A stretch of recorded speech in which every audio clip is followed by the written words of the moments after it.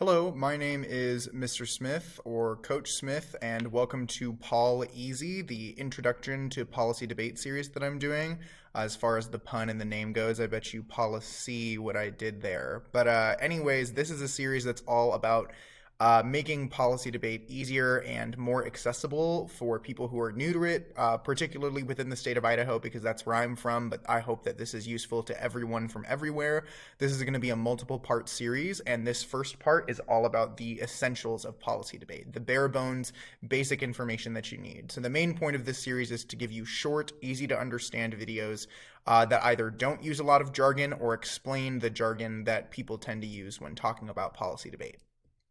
So, first, what exactly is policy debate? So, policy debate is a format of competitive forensics centered around discussing questions of federal policy. So, what does that mean? It's an event where you argue back and forth with people and you talk about laws made by the federal government around a particular focus.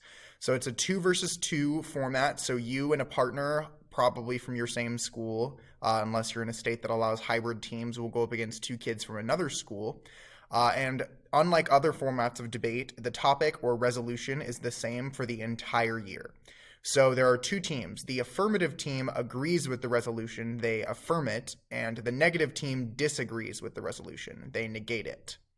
Additionally, you will not just be affirmative or negative, you will switch sides after every single debate. It's also referred to as cross-examination debate because it has lots of cross-examinations, which are known as questioning periods. And it's also the oldest format of debate in the entire National Speech and Debate Association, or the NSDA. So what do we talk about in a policy debate exactly? Well, every single year we pick a new part or area of U.S. federal government policy that we are concerned about or that might need to change, and we select that as the topic. The topics are usually phrased as the United States federal government should substantially increase or decrease, followed by a specific thing. And we'll go over some examples in a little bit. And then in every single debate round, we don't debate that entire gigantic topic. The affirmative instead gets to choose an example of the resolution, and that example is referred to as their plan to defend as a good idea. And then the negative has to answer that specific example or the plan. So you can kind of think about the resolution as a really big umbrella, and then every part of the ground that is covered by the umbrella, each individual segment of it could be a different affirmative plan. So here's an example. The United States federal government should bring Coach Smith a drink, and then you could have plans about bringing Coach Smith a water, lemonade, coffee, energy drinks, soda, or juice. So every single debate round, the affirmative team would get to choose a specific example of a drink that they could bring Coach Smith, and then the negative has to respond to that specific example. So here are some example past topics that I've simplified down along with example plans, and this is from when I started doing policy debate. So the first one was my novice year topic, and that was all about surveillance. So one example plan, like the full resolution, was the United States federal government should substantially curtail its domestic surveillance, and one plan that people read was the United States federal government should stop listening to people's phone calls. The next year was all about U.S.-China relations and about how we should increase them. So maybe your plan was to increase the trade of food between the 2 countries. The next year was all about education policy. So some people read a plan that increased funding for science classes. Then we had a topic about immigration. So maybe you increased the number of immigrant visas for nurses because we were having a nurse shortage.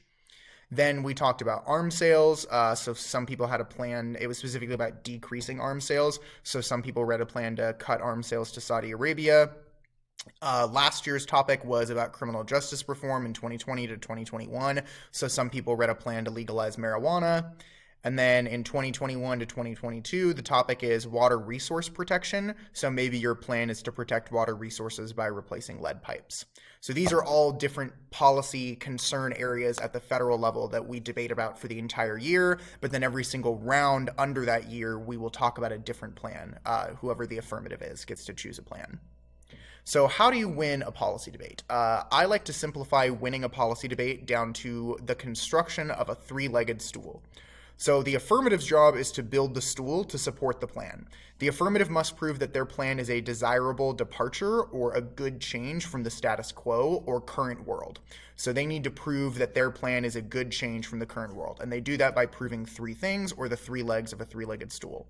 One, there are problems in the world today that will not be solved without action. So the first leg is problems.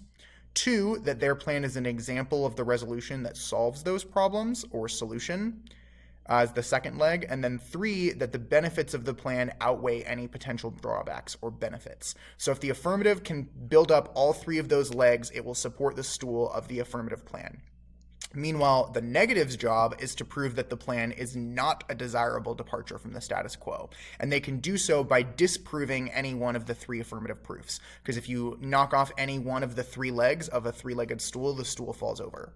So the affirmative needs to prove that there are problems in the world today, that they have a way to fix it, that's part of the resolution, and that the benefits of their plan to fix it outweigh any potential negative consequences. And then if the negative can disprove any of those things, they win. So what exactly is the format of a policy debate? Is it just a discussion? Like, do we all get to talk whenever we want? Not exactly. So before I show you the speech-by-speech format, here are a couple things to note. There are two teams in a policy debate. There's the affirmative and the negative. So when you look at the format and you see an A, it means affirmative, and you see an N, it means negative. The affirmative team has two speakers, the first affirmative, or the 1A, and the second affirmative, or the 2A. The negative team also has two speakers, or the 1N, the first negative, and the second negative, the 2N. There are also two different types of speeches in a policy debate.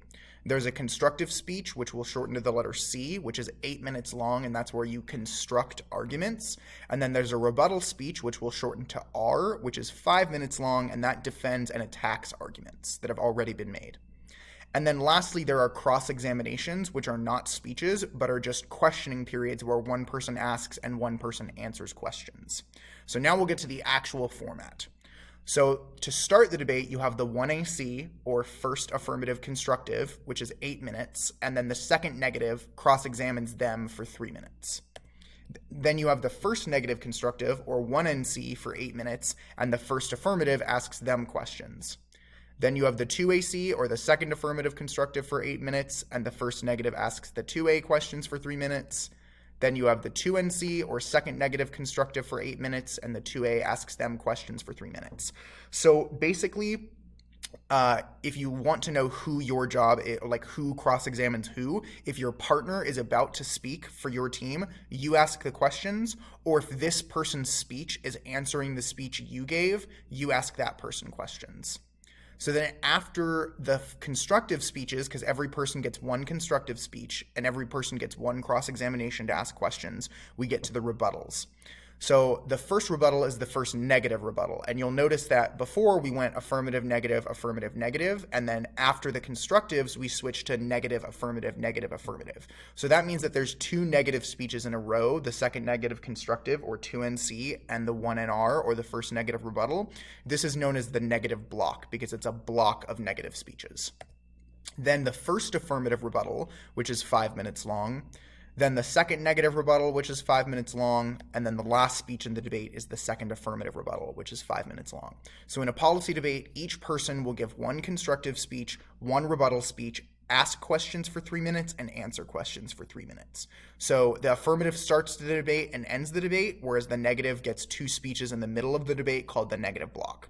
And that's the format of a policy debate. You don't have to know what goes on in each of those speeches yet. We're going to get to that in later videos. And that is the end of the first part of the Paul Easy Introduction to Policy Debate series. I hope this was helpful, and I will see you in the next video.